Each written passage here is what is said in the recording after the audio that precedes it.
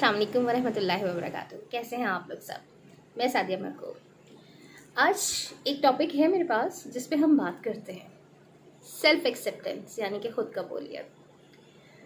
ख़ुद कबूलियत क्या होती है?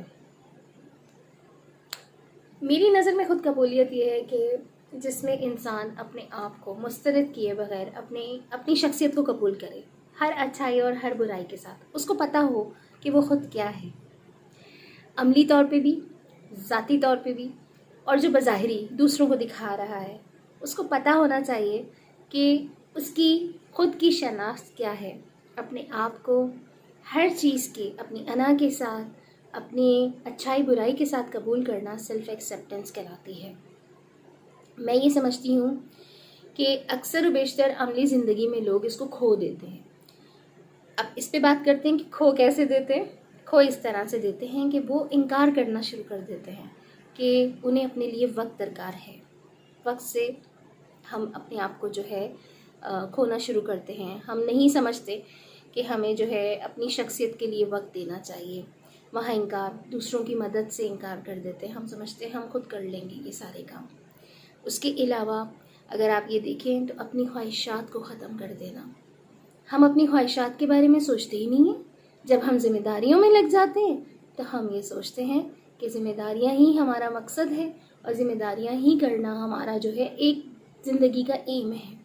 हम अपनी ज़ात से प्यार करना भूल जाते हैं। वहाँ पे हम इन सब चीज़ों से इनकार कर रहे होते हैं और भाग रहे होते हैं।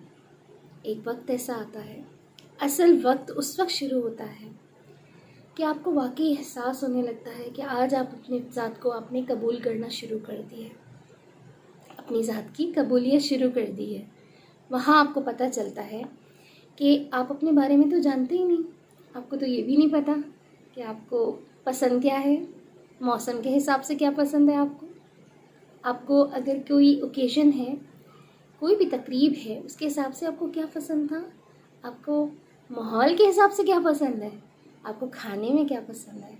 हम कॉम्प्रोमाइज़ करना शुरू कर देते हैं। जब हम पे ज़िम्मेदारियों का बोझ पड़ जाता है तो हम अपनी ज़ात को कहीं ना कहीं नेगलेक्ट कर देते हैं, एक साइड पर उठा के रख देते हैं। उस वक्त फिर हम ये कह रहे होते हैं, हमारे जहन में एक इमेज बना हुआ होता है जो कि हम अपने माहौल के इर्द गिर्द अपने अंदर पैदा कर लेते हैं। अगर कोई, जैसे मैं एक एजुकेशनिस्ट, एक टीचर थी, तो मैंने अपने आप को उस माहौल से ढाल लिया था कि मेरी ज़रूरत लोगों को है, बच्चों को है।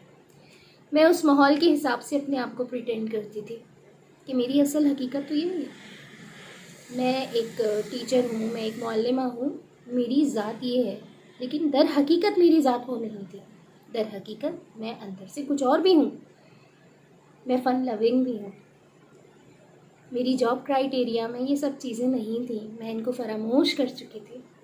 बच्चों के साथ अगर कोई मॉन्टेसरी टीचर होती है, अगर वो अपनी ज़ात में कहीं सीरियस होती है या कोई और बात होती है, उसके घर का माहौल ऐसा नहीं होता, तो वो अपनी ज़ात में भी वो चीज़ एडॉप्ट नहीं करती है। लेकिन उसके अंदर अगर एक छोटा सा बच्चा है तो वो चीज़ आपको उसकी टीचिंग मेथड में नज़र आ जाएगा। इसका मतलब है कि उसकी असल हकीकत जो है वो यही है, लेकिन उसने अपने आप को इस तरह से प्रिटेंड किया हुआ है।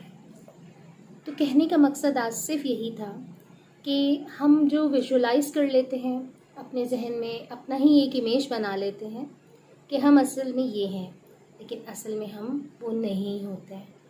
आज बैठ के सोचें इस बारे में कि असल हकीकत, असल ख्वाहिशात आपकी, असल अना आपकी कहाँ लेके जा रही है आपको। जिस दिन आप उसको कबूल करना शुरू करेंगे, वहीं से आपकी नई ज़िंदगी का सफ़र शुरू हो जाता है। हम वो नहीं हैं जो दिखा रहे हैं, हम वो जो हैं असल में। अकेले में बैठ के सोचिएगा। अल्लाह हाफ़िज़।